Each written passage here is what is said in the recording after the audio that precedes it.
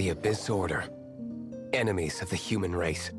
Even the underground networks rarely come across any information on them. With that said, it was a bit of a hassle, but I managed to dig up a few clues. Really? That quickly? You really are well connected, Master D. Luke. Come to think of it, Mr. Big Animo God Barbados, why exactly do you need the help of mere humans? How do I put it? The Seven, as people now know them, were once known as the Seven Archons. Each Archon presides over their own part of Teyvat. That is the role the Archons play. Only in performing this duty can we attain power.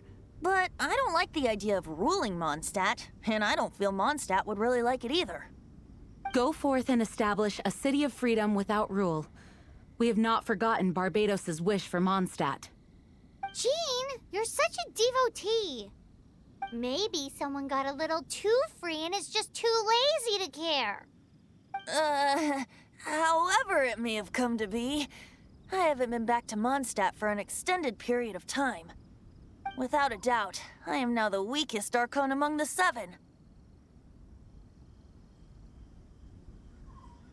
Aw, you flatter me. Oh, such a humble god. Is it a blessing or a curse? But we digress. Let's get back to the topic at hand. The common enemy of all mankind. We have tracked the Abyss Mage to the vicinity of the winery. I cannot stress enough how important it is to not let it escape.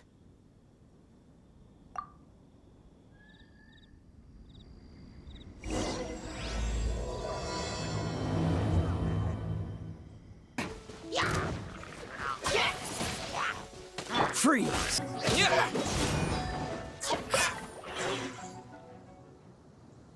Huh? What's this? After the Abyss Mage was defeated, a certain energy dispersed from its body. It seems that energy was being used to cut off the connection between me and Dvalin. Huh. Do you know of Storm Terror's lair? Of course. I believe the people of Mondstad all know of it. After Dvalin woke up, he took the ancient ruins as his lair. As it was with the storms that previously cut Mondstad off from the outside world, the entrance to the ruins is also sealed by a special barrier. But now, as the energy dispersed from the Abyss Mage, I was able to read the rhythmic flow of how the barrier's magic was woven. I must admit, it sounds even more horrendous than a chorus of hilly churls, but it should be enough to let us break through the storm barrier and reach Storm Terror's lair. Which means we're going to confront Dvalin? I'm fine with that. Jean is the one who wishes to avoid any direct confrontation. No. When there are no other options left, it is my responsibility to alter our course of action. If slaying him is our only choice, I will gladly become the knight that leads the charge. Fortunately, we have yet to need to go that far. By that, you mean... I mean that the Holy Liar is not our trump card. Our real trump card? The Traveler, of course. The Traveler? Correct. But you have a much more precious forte. The impurities in the tears and the curse that binds Dvalin belong to the same maleficent power. Which means... You tone-deaf bard! Don't you see how crazy this is? You've seen what Dvalin is like when he's ticked off. She'll be swallowed whole before she even gets to lift a finger. Hey. Nice plan. Worth a shot. I am with you, Honorary Knight. Oh, so we just need to fight monsters from the Abyss and a dragon. No pressure or anything. Humans aren't without their strengths. Let's go. And so, epic actions of brave heroes finally leads to this 11th hour.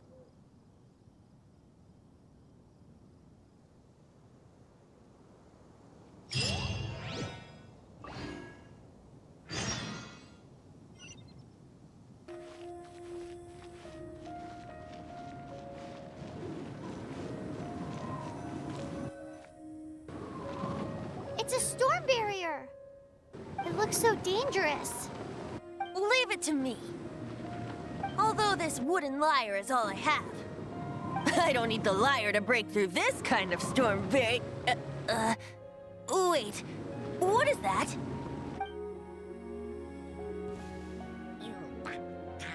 Enemy attack! Prepare yourselves! The stage will need to be cleared before I can begin my performance. Generally speaking, such chores are not the concerns of the performer himself. Wait, what's going on? There shouldn't be any hilly troll camps in the vicinity of Storm Terror's lair. Windblade!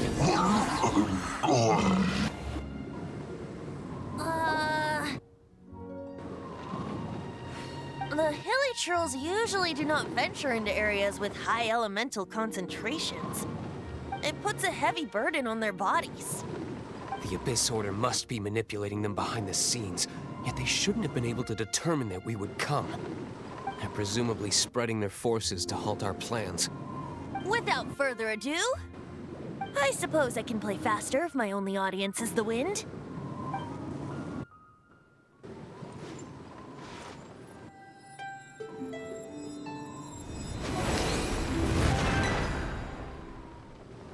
It actually opened!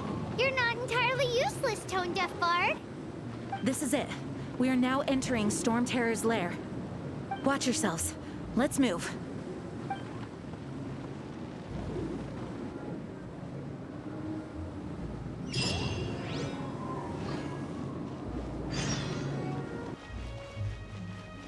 Looks like this is the front gate to Storm Terror's lair.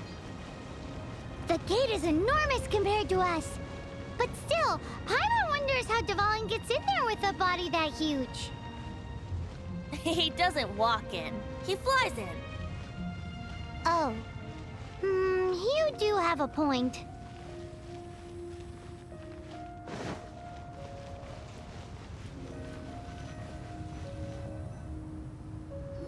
It's stuck. It's stuck. Hey, check out that roof. Is there a giant hole in it?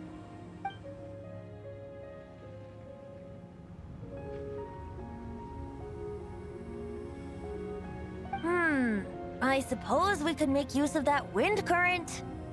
Let's make a detour then. Heading up. Let's make a detour then. Heading up.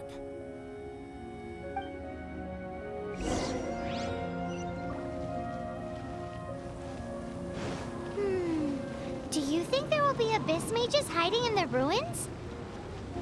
Either way, if we do run into one, we will let the victorious Master Diluc do the...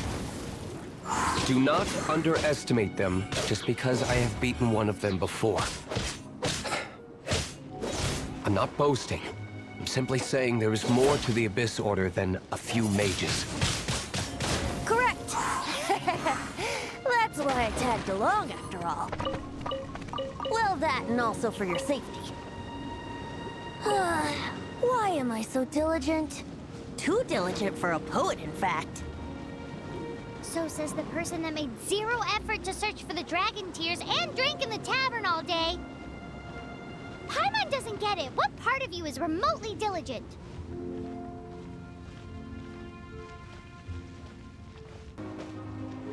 Look, a wind current.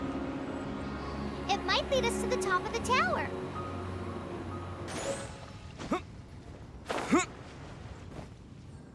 Oh, we can't advance any further. The ruins seem to be guarded by ancient seals. Is this the work of Dvalin? No. These ruins were once part of an ancient city. Dvalin just happens to be nesting in these ruins for now. These ruins even predate the existence of the Four Winds. Mondstad is a city without a ruler. However, before it was ruled over by a tyrant. Anyway, I'll sing you that story when we have a chance in the future. The markings on this seal. If my archaeological knowledge is not mistaken, this appears to be a light path.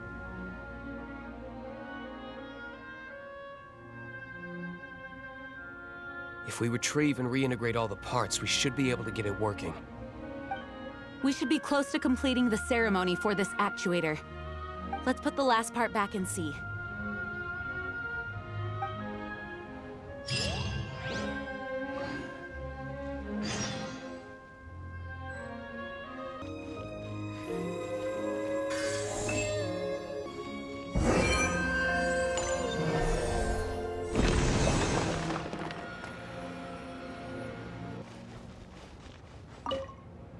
Looks like we're right. There are 3 more halos circling the tower. Which means there are 3 more corresponding light actuators to activate. I can see one from here. The rest must be scattered within the ruins around here. Let's go find them. Why did Dvalin pick a place filled with puzzles and seals as his lair? Doesn't he get annoyed coming back home?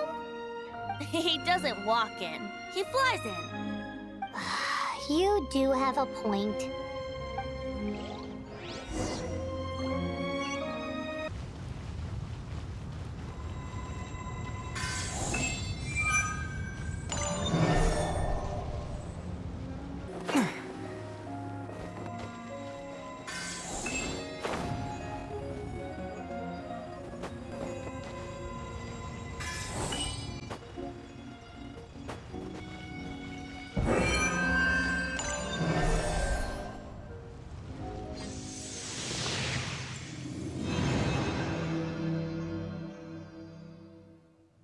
Wow, this light actuating ceremony does work magic!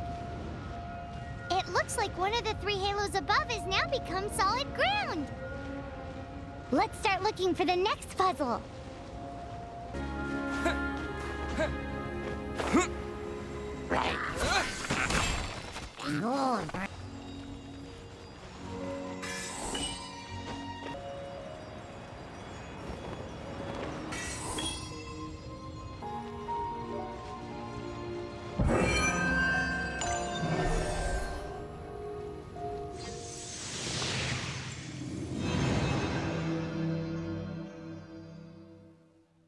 It seems 2 of the halos have become solid ground.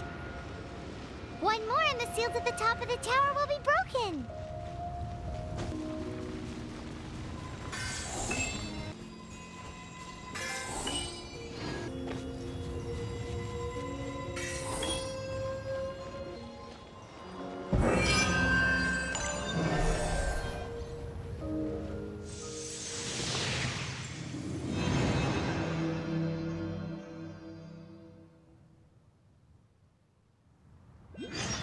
It's done!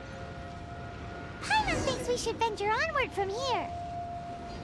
How about turning these adventures into songs after we're done?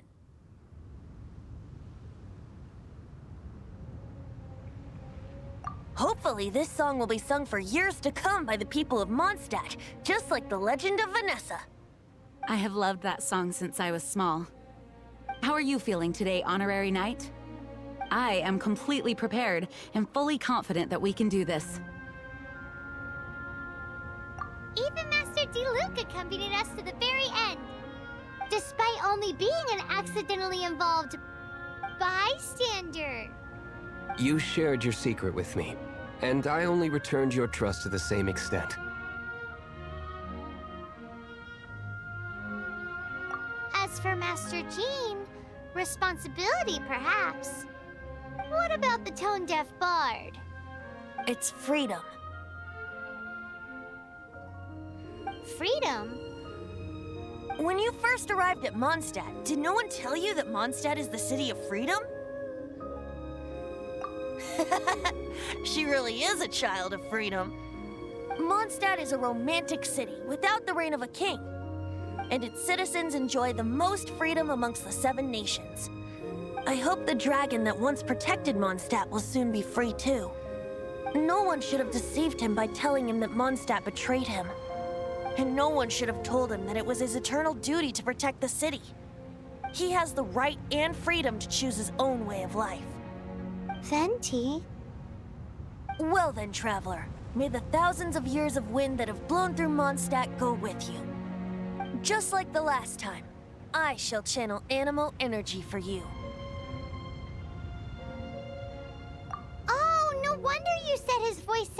familiar.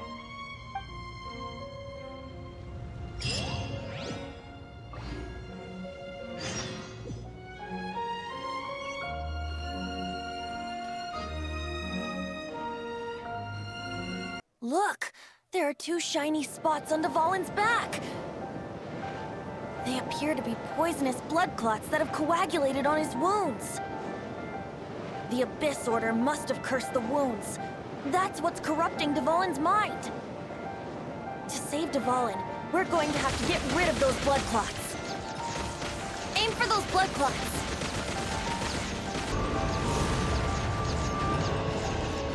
Dvalin is getting away, but I'm familiar with his tactics. Just hold on a bit longer. I'll extract and condense the pure animo from the shots being fired.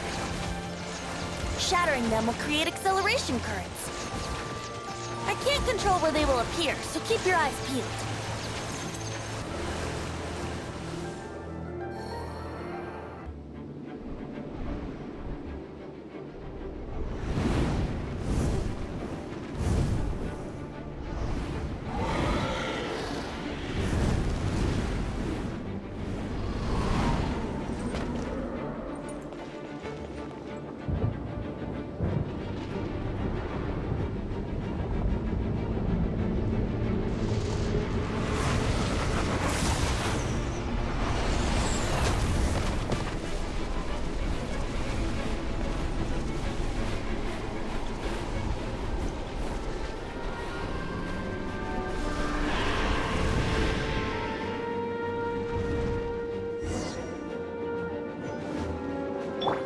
Now we can fight Dvalin on equal grounds.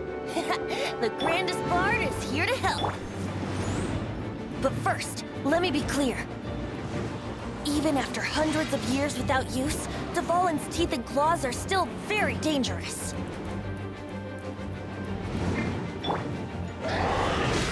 Here we go.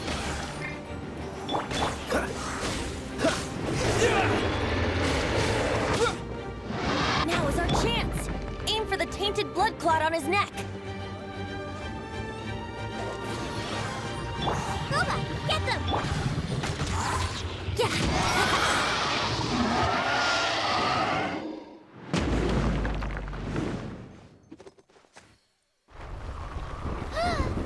This place is gonna collapse!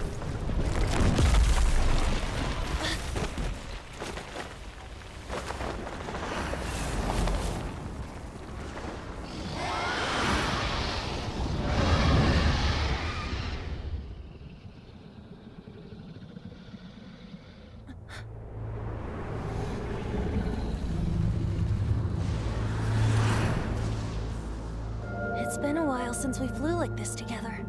Huh, Dvalin? Just now.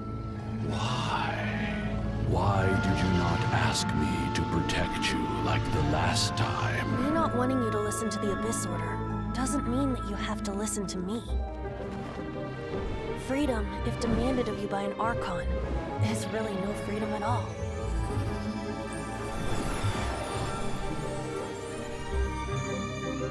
Is this the power of the Animo Archon?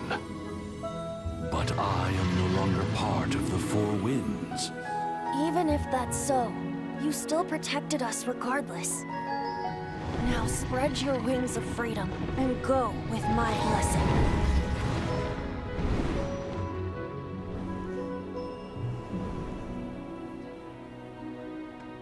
And so, the Storm Terror threat was quelled. I clarified the misunderstanding to the citizens of Mondstad, and let them know that they are safe. To them, it seems Storm Terror attacked Mondstad out of nowhere, and then vanished just as quickly. They must be finding the whole ordeal very confusing. However, winds change their course. Someday, they will blow towards a brighter future.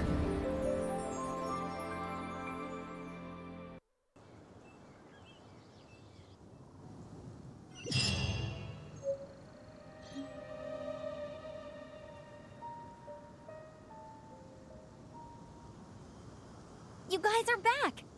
The honorary knight returns triumphant.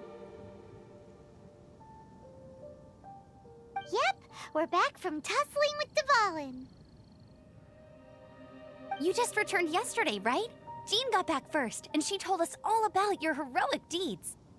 I wonder if I'll ever get an opportunity like that. That doesn't come into it. You guys deserve all the credit for how you resolved this crisis. When I brought you into the city that day, I was just doing my duty as an outrider. You're welcome. But have you been waiting for us here this whole time? Of course not. Just because I'm not out on the front line doesn't mean I don't have work to do. In fact, I'm dealing with the aftermath of the crisis as we speak. Aftermath? Here? What happened in Mondstad? While Master Jean was away, the monsters lurking nearby made a coordinated attack on the city. Fortunately, we weren't completely taken by surprise. I detected the hilly trails were moving closer to the city a while back. Oh yeah! Paimon remembers. When we first met, you were clearing out one of their camps. Exactly. And if we hadn't started making preparations back then, Mondstad would be in much greater danger by now. I know, it's strange. Hilly trails aren't usually capable of coordinating like this. Our best guess is that the Abyss Order is behind it. They've taken over the hilly trails. Good thing we saved Dvalin, or they might have taken him too. That's right. And since I'm the Outrider, it's up to me to keep eyes on the Abyss Order from now on. I'm sorry. You should be celebrating your victory, not listening to all this somber talk. I promised to take you out for some sticky honey roast, didn't I? Before everyone got caught up in the storm terror crisis. There's no time like the present, right? You guys hungry? You bet! You may have forgotten till just now, but it's been on Paimon's mind this whole time. Awesome, let's go! It's been way too long since I last ate a sticky honey roast myself. Wait for me at Good Hunter. I'll be right there. I just have to clean up here real quick.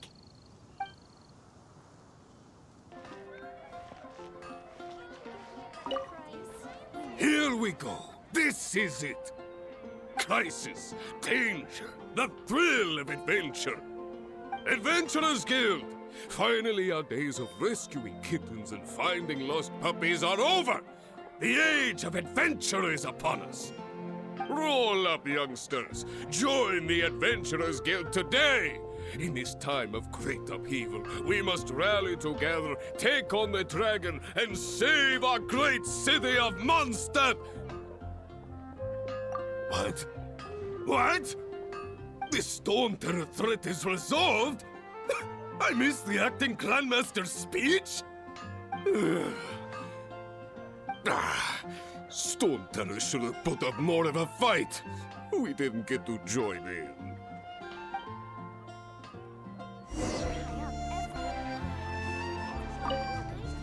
Long live the heroes. Thank you. It's finally over. Many trade routes have closed due to the storm terror incident. We can cope for now without fresh fruit and vegetables. But if the wine supply dries up, we're all doomed. I cannot imagine a world without wine. I hope they get the trade routes back up and running soon. So Storm Terror's true identity is Dvalin, one of the Four Winds. We never should have forgotten his past sacrifice for Mondstad. Every cloud has a silver lining.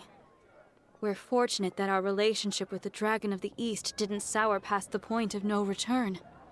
For that, we have you to thank. And Jean for her unfailing devotion. As long as we have the Knights of Favonius, peace and freedom will prevail in Mondstad.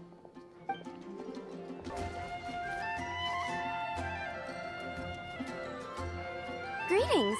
May I take your order? Why so cold? I've always thought that we enjoy quite the intimate friendship. Ah, so you do feel something for me. And people say my charm is fake. To bask in the presence of Mondstad's new big hero is quite the morale boost. And that's coming from a knight. Sweet-talking, sugar-coated Captain Kaya. Nonsense. I speak from the heart. Just looking for a quiet spot to collect my thoughts. While all the other knights are working hard to clean up after the battle? Thinking can be an arduous task, you know. Believe me, I'd much rather be taking out the trash. So what you thinking about then? The Abyss Order. A dragon wreaks havoc in Mondstad, and the acting Grand Master leaves the city to combat the threat. Strategically, that's the perfect moment for the Abyss Order to make their move. If you were the Abyss Order, would you squander this golden opportunity by sending in nothing more than a few hilly churls? To get to the bottom of it, I decided to wait. So I waited, and watched for their next move. Then came the day you made all hell break loose in Storm Terror's lair. Just as the hilly churls' cries sounded from the city gates. That same day, I saw shadowy figures lurking in the city itself. Inside the city? Well, all the other knights were outside, fighting the enemy. As you can imagine, that left the inside of the city completely unguarded. Except for me, of course. And so I approached the Abyss Order infiltrators for a bit of, let's call it fraternizing. Through various means, I managed to gather some rather interesting intel. The situation is this. The Abyss Order. They are united under a single leader. The Abyss Order has a leader? Yes. And it was this very leader who devised the plot to turn Dvalin into a weapon of war. What exactly did you have to do to find this out? Let's just say I'm blessed with certain linguistic powers. There's more. The Abyss Order has a name for this leader. They call her the Princess. Now, I'm sorry to cut this intelligence briefing short, but I do believe I spy Amber heading this way. I think she's still angry with me for my absence from the defense effort during the attack. I'd better slip away before she notices me.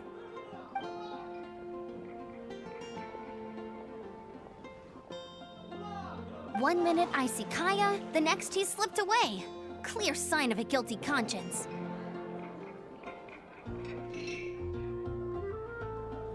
Are you sure? Because that sounds like exactly what he'd say to talk himself out of trouble. But let's forget about him. I worked super hard today, and my tummy's rumbling. Let's order. Hi, Sarah. 1 sticky honey roast, please. Today's recommendation is the steak. So, now the Storm Terror threat is behind us. What are your plans for the next step? Paimon thinks it's time to leave Mondstad and keep looking through the 7 nations until we find clues about his sister. Huh, really? Oh, well, I guess this is goodbye for now. Hey, don't feel down. You'll always be a friend of the Knights of Avonius, and our honorary knight. Wherever you may go, and wherever the wind may blow. That's the spirit. Remember, Mondstad will always welcome you. All right, now let's eat before it gets cold.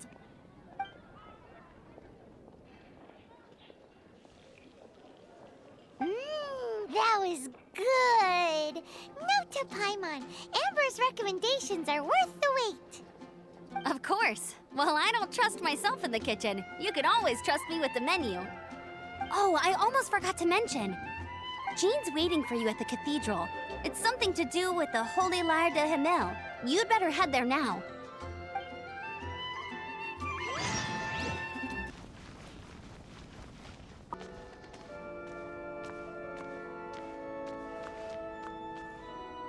This is Barbara, the deaconess of the church. She is here to retrieve the Holy Lyre de Himmel. May the Animo Archon protect you. I'm not really in a position to speak compared to our acting Grand Master, but I still want to thank you all on behalf of all of Mondstad for your assistance. Fortunately, everything was resolved peacefully. I can't imagine how an all-out war between the military and the dragon would have ended. Now the Fatui have no choice but to keep their mouths shut. They must be annoyed that things didn't turn out as planned for them. This time, they even lost their best excuse to pressure the Knights of Favonius. Diplomatically speaking, they gained nothing, and on the contrary, simply proved just how vexatious they can be. Sounds like quite the story. So, did you bring the Holy Lyre with you? We cannot ask you to keep defending the lyre forever. The Seneschal has been pressing me for a while now. We, did bring it with us. It's a little... Oh, don't worry. I'm not here to collect rent. The church has always received special funding. The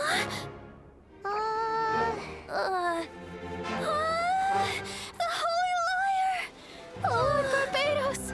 Even if I atone for these sins for the rest of my life, it would still not be enough! Oh, give it here.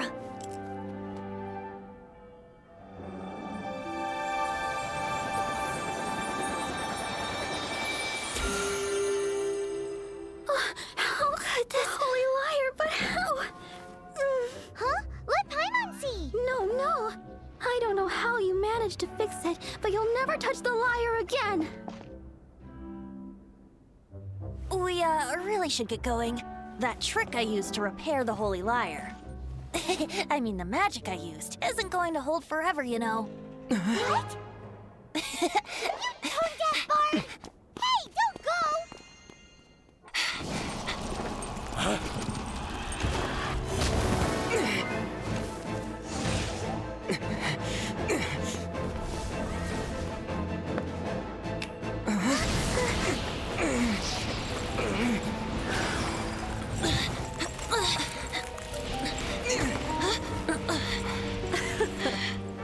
At last, Mondstad's rodent ruler in the flesh.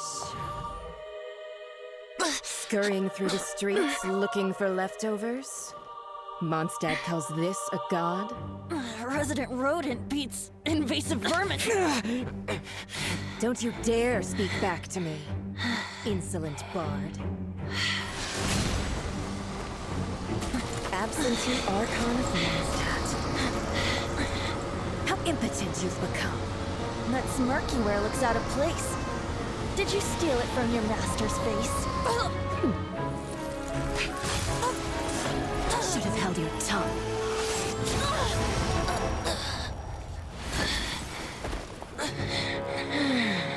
So, this is a gnosis. Wouldn't be caught dead wearing this ugly thing in public. Beauty is a waste when the beholder has no taste.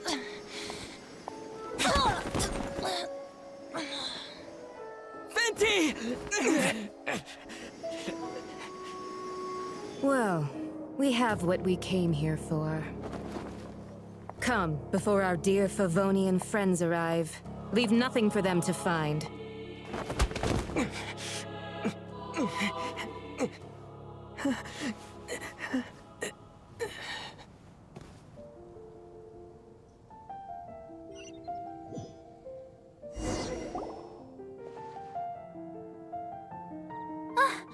Honorary Knight, you're awake.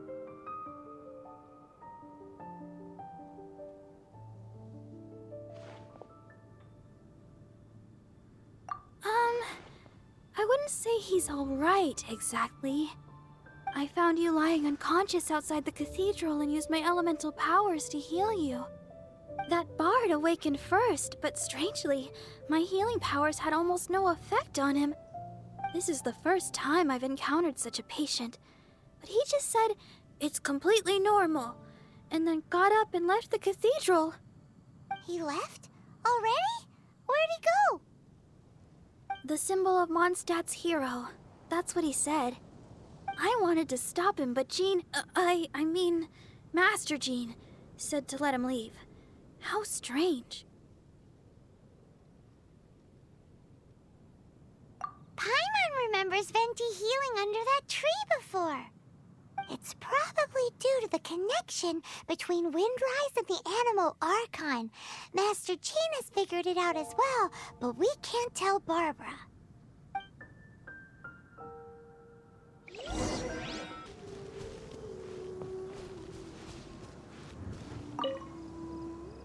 The wind amongst the branches is good. I love the way it smells.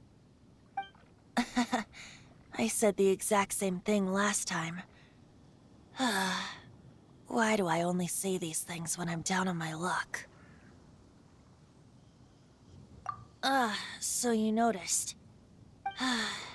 This isn't something I'm meant to discuss with ordinary people, but I suppose I can let you in on the secret. As you know, visions are external magical foci that only a small minority of people possess. They use these visions to channel elemental power. In truth, every wielder of a vision is one who can attain godhood and ascend to Celestia. We call such people allogenes. Allogenes? Paimon's never heard of them before. That's because this is a secret that only Archons are privy to. We don't need primitive tools like visions. Instead, each Archon has an internal magical focus that resonates directly with Celestia itself, known as a gnosis. It's just a glowing glass ball I carry around to avoid suspicion. So who was that nasty woman who sent Paimon flying and stole your gnosis? Her name is Senora, number 8 of the Harbingers. She and the rest of the Harbingers have been given godlike executive authority by the Tsaritsa of Snezhnaya, and with it, strength surpassing that of other mortals.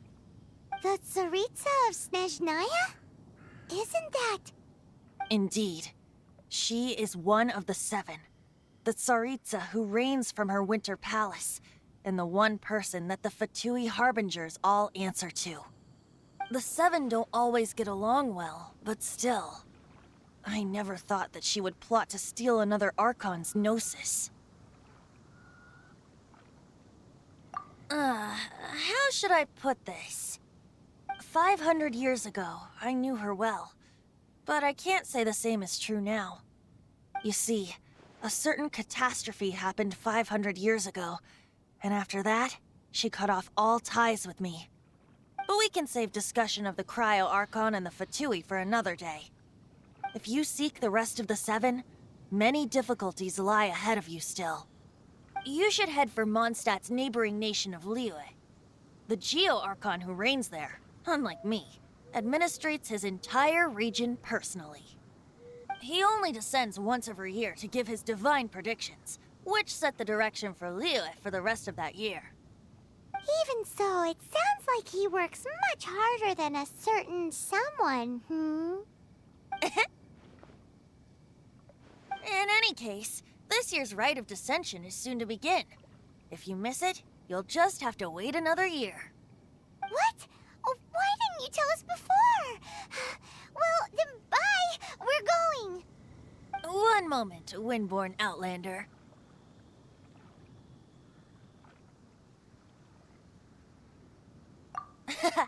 Just use it gratefully.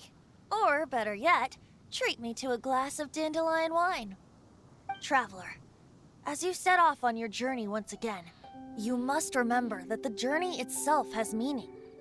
The birds of Tevat, the songs in the cities, the Tsaritsa, her Fatui and the monsters, they are all part of your journey. The destination is not everything. So before you reach the end, keep your eyes open. Use the chance to take in the world around you. Great. So, that's that for the Animo Archon's admonishments. Back to Venti time. If you want to chat, now's the time. A bard stays not always in a single climb. Up till the end, Dvalin remembered his duty as one of the 4 winds. As such, I don't intend to forcibly strip him of that duty and force my ideals of freedom onto him. I just hope that Dvalin will be able to choose for himself and understand what freedom is. Before I became an Archon, I too was taught the meaning of freedom in this way by a friend. If you want to chat, now's the time. A bard stays not always in a single climb. Kaya shared some new intelligence, you say? Oh, I see. So, the Abyss Order has a princess who orchestrated the plan to corrupt Dvalin? They were probably trying to turn Dvalin into a weapon of war for the Abyss. But that said, I have never heard of any such princess of the Abyss Order. I think so too. Apparently.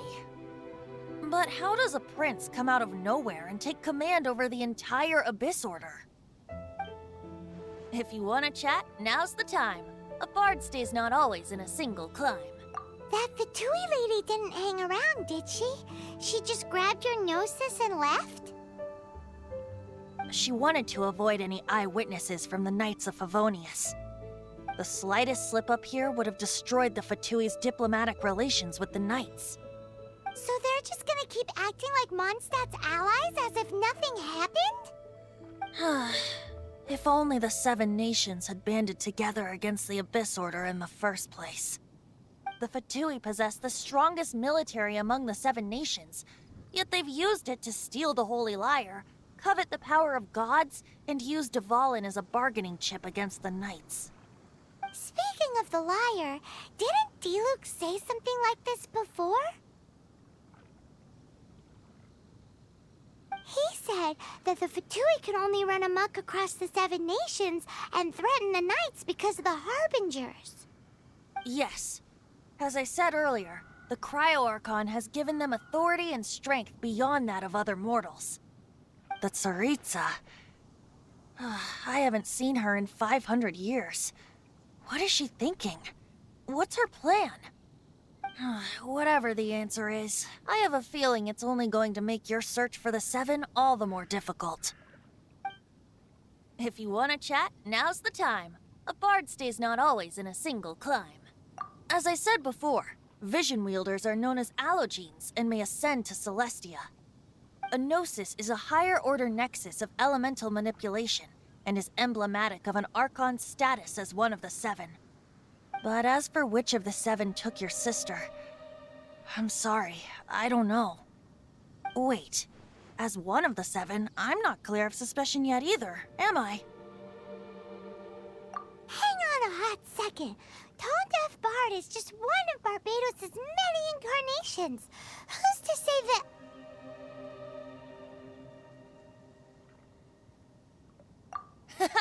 We're a great team indeed. Say, once you find your sister, how would you like to become one of the new 4 winds? You don't seem too into it. Hey, Tone Deaf Bard! If being one of the 4 winds means free food, you can consider Paimon. If you want to chat, now's the time. A bard stays not always in a single climb. Well then, best be off to Liyue. If the dissension ritual you failed to tally, then another year you must dally.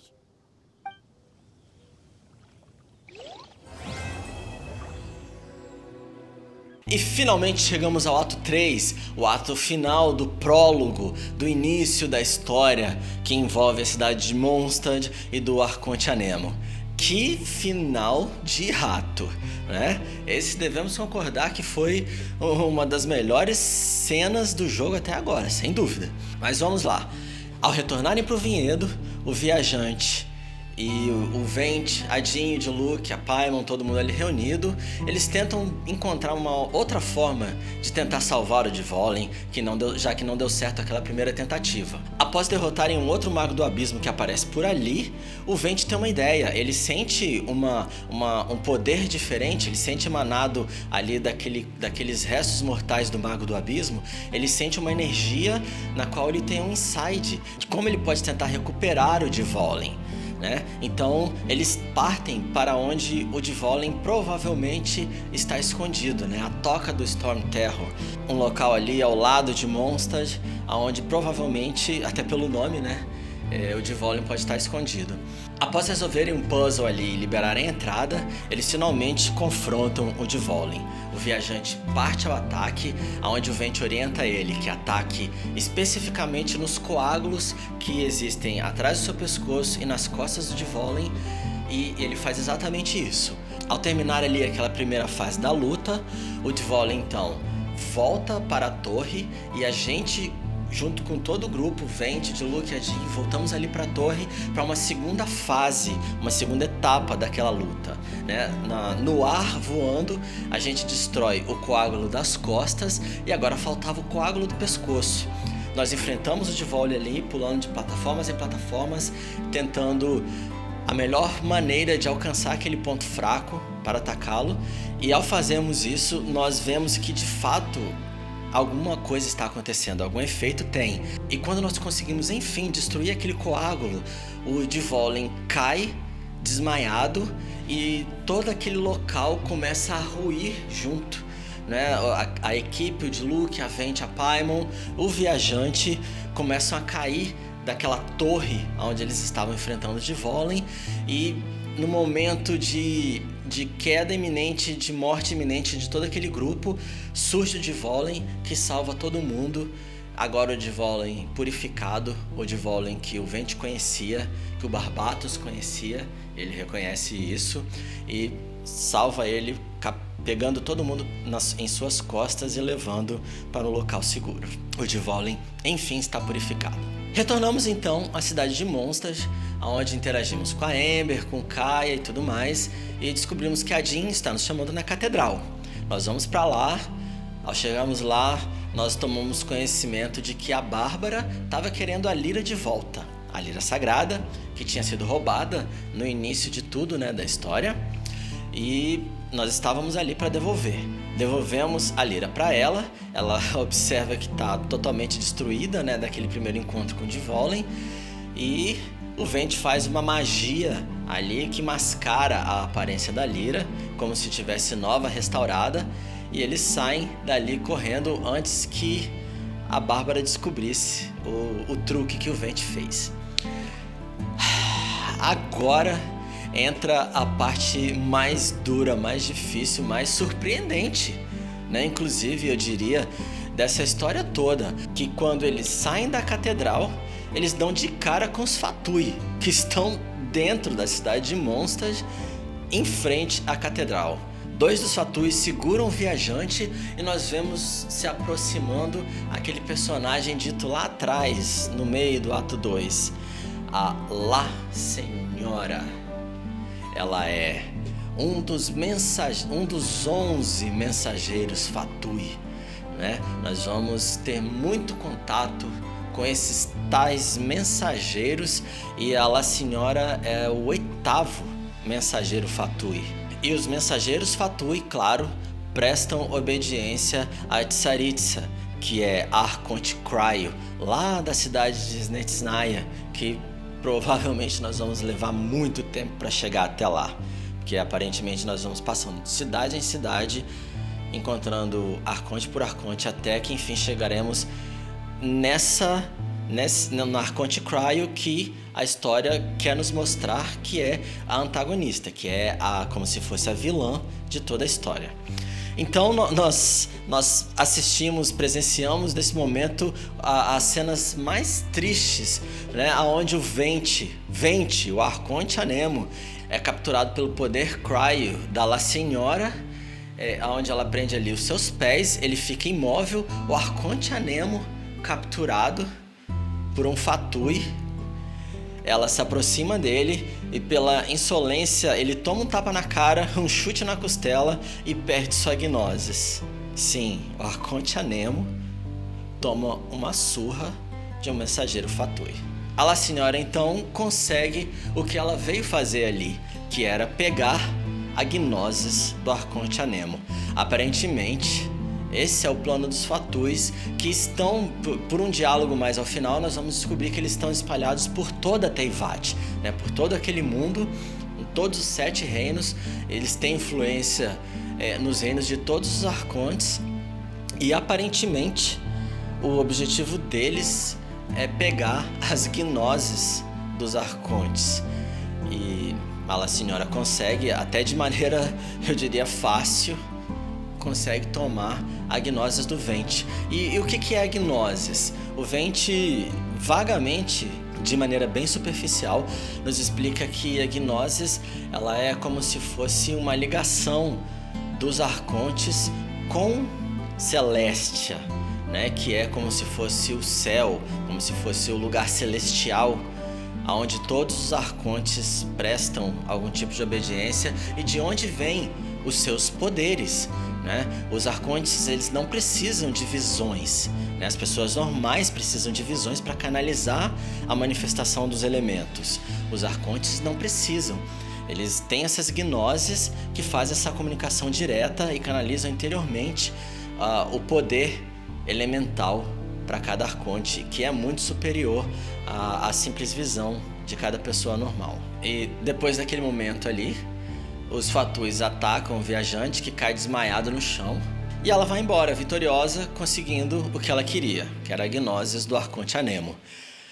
Passa-se um dia, a Bárbara chega, acorda o viajante, usa os seus poderes de healer, de curandeira, né, no viajante. Ele acorda e o Venti não está mais ali. Ele diz a Bárbara que foi para o símbolo de Mondstad, que é aquela árvore gigante, né, que nós encontramos várias vezes durante a história. Então nós partimos para lá, para encontrar o Venti e tentar conversar com ele, né, entender um pouco do que aconteceu, tudo aquilo ali. O Venti explica vagamente para o viajante sobre gnoses, sobre o que foi que aconteceu ali, e ele aconselha que o viajante siga o seu caminho e dá uma dica para ele seguir agora para Liyue, a cidade regida pelo arconte Gel, que está próximo a fazer uma aparição. A cidade de Liyue passa pelo ritual de descensão, onde uma vez por ano o arconte Gel desce a cidade, manifesta o seu desejo e direciona o povo de Liyue quanto ao que eles devem fazer pelo próximo ano, até a próxima data da descida do arconte Anemo, para trazer mais instruções, né? A cidade de Liyue, ao contrário de Mondstad, que é livre, ela é sim governada pelo arconte daquela cidade, o arconte Gel, que nós vamos provavelmente encontrá-lo. Então nós decidimos partir para lá e não perder essa oportunidade de encontrar com ele durante esse ritual de descensão que está próximo de acontecer. Este então é o fim do prólogo, dessa primeira parte, dessa primeira introdução da história que o jogo nos apresenta, e a gente fica até estupefado diante da grandiosidade que nos espera nesse mundo, da grandiosidade da história que se apresenta diante dos nossos olhos. E nós temos várias situações intrigantes, né? Como que pôde a senhora derrotar tão fácil um arconte? Ela é só um Fatui. Como que pode a irmã do viajante estar ali? Em algum momento, né, paralelo àquela história, a gente vê que a irmã do viajante, do nosso personagem principal que nós estamos procurando desesperadamente, está por ali. E ela está envolvida de alguma forma com o abismo, com a ordem do abismo. Como assim? Né?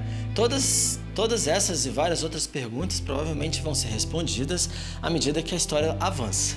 Certo? Então vamos encerrando por aqui. Até o próximo ato.